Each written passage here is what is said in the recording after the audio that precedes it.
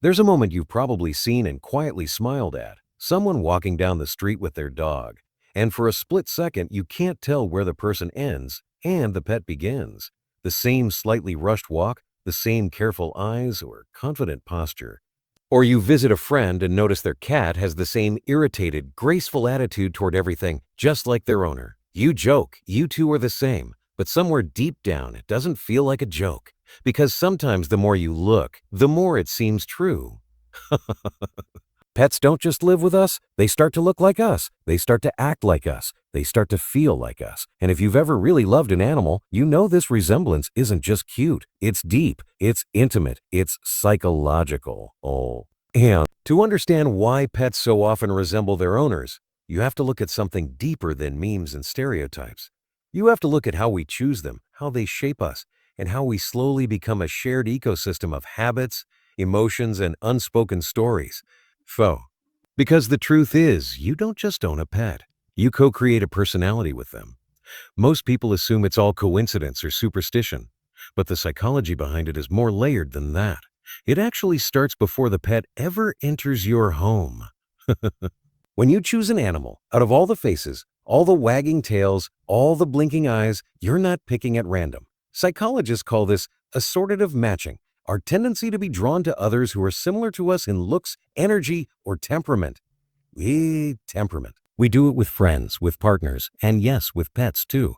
You look at a row of puppies and something in you moves toward the one that feels like you, the nervous one crouched in the back, or the chaotic one bouncing against the glass.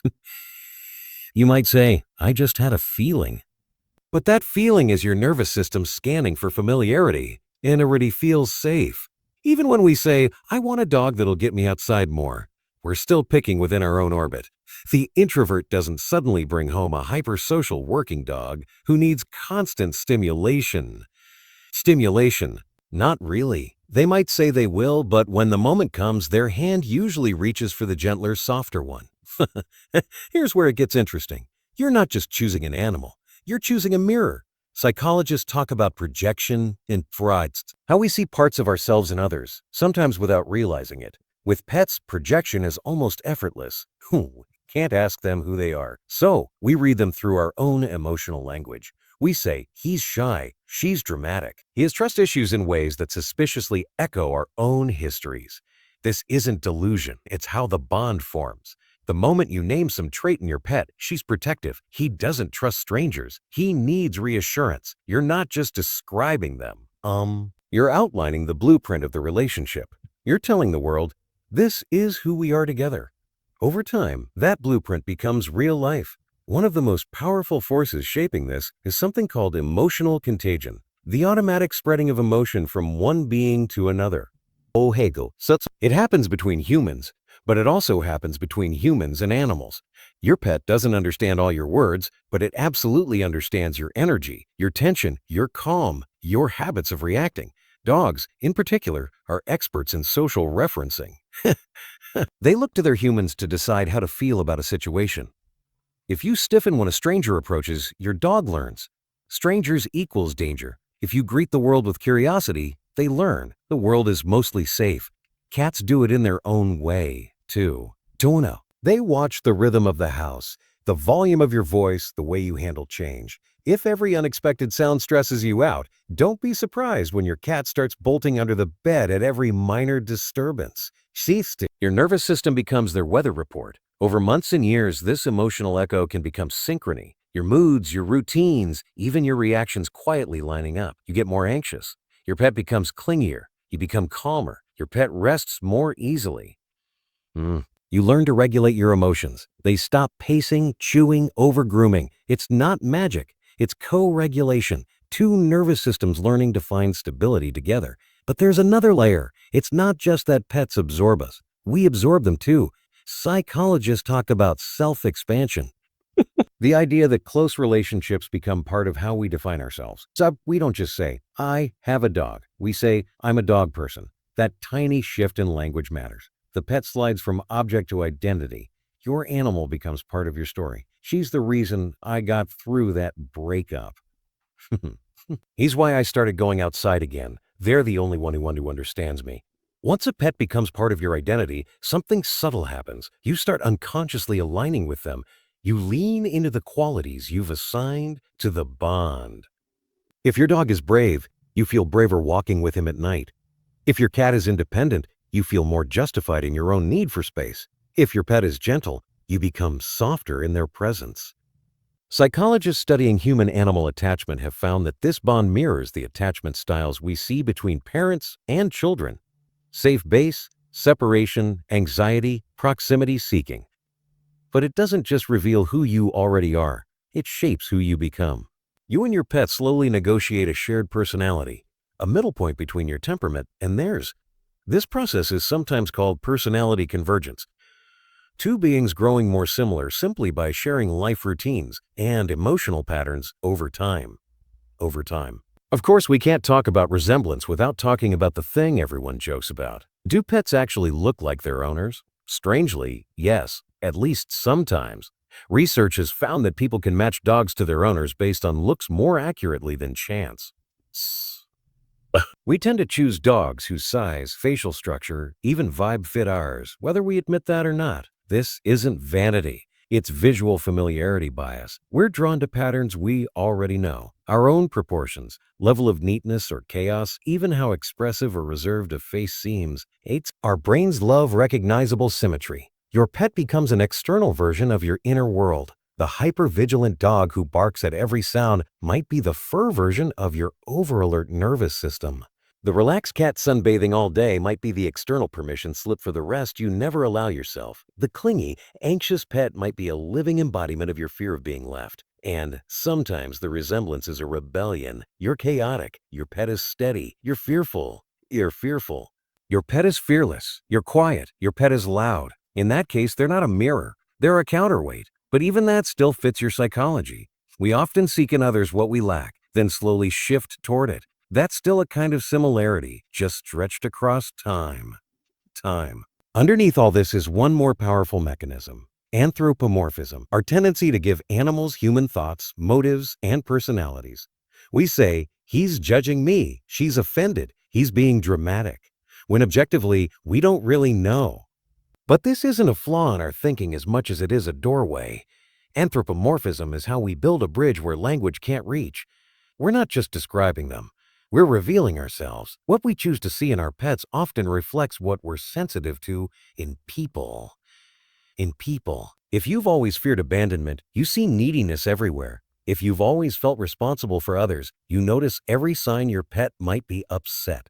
If you're hyper-attuned to criticism, it's easy to imagine your cat resenting you for being gone. We think we're decoding them, but we're often decoding ourselves.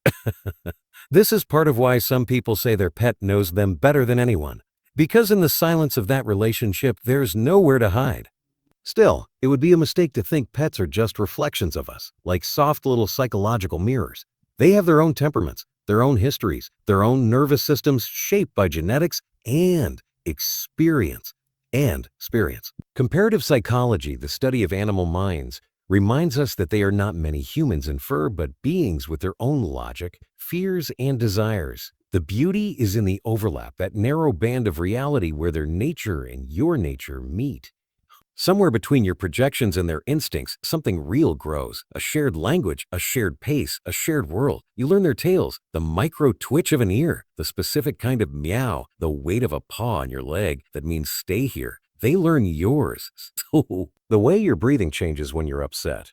The way you close the laptop when you're finally ready to play. The way your footsteps sound when you're exhausted. Psychologists call this attunement, the ongoing moment-by-moment tracking of another being's internal state, ungate EE. It's the same process that allows a parent to sense a baby's needs before a single word is spoken.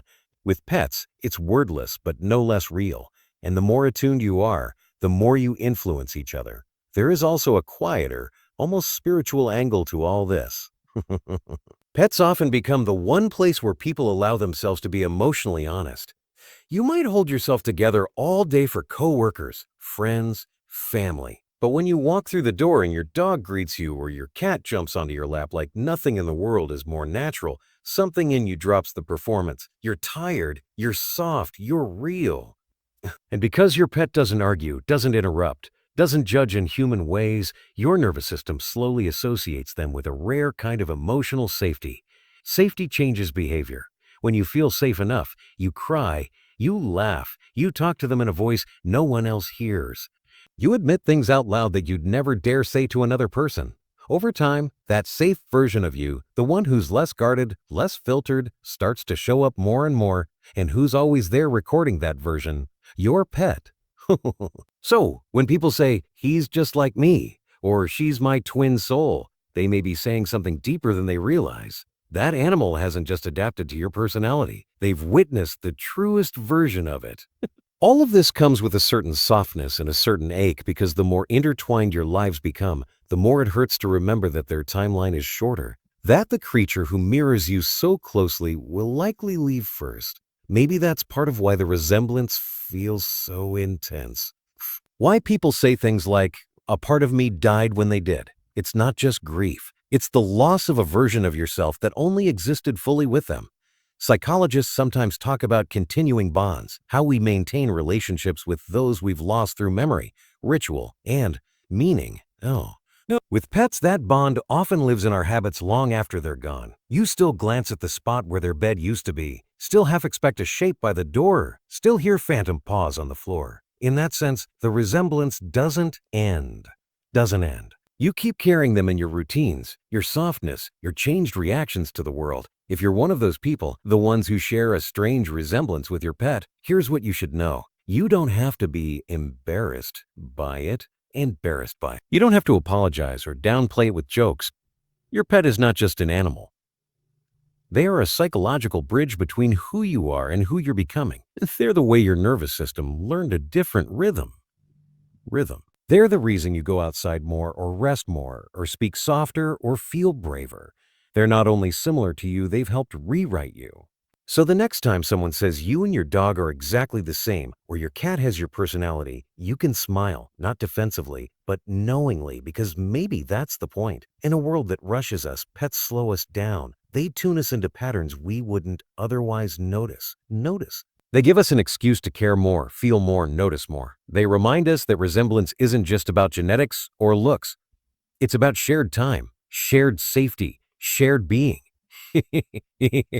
You might not always fit with other people, but there's a creature maybe asleep at your feet or curled beside you right now who has quietly learned to move like you, feel with you, and carry a piece of your inner world in their small, beating heart. And that isn't accidental. That's the psychology of love written in fur and eyes and quiet habits. So, if your pet is a little too much like you, don't shrink that truth. You were never meant to be separate stories anyway. You were meant to be a pair, a human and an animal, mirroring each other, teaching each other, and proving every ordinary day that connection has a way of making two beings look, act, and feel just a little bit the same. So, if this made you think of your own four-legged mirror, tap like and subscribe. It helps this channel reach more people who love their animals with the same depth.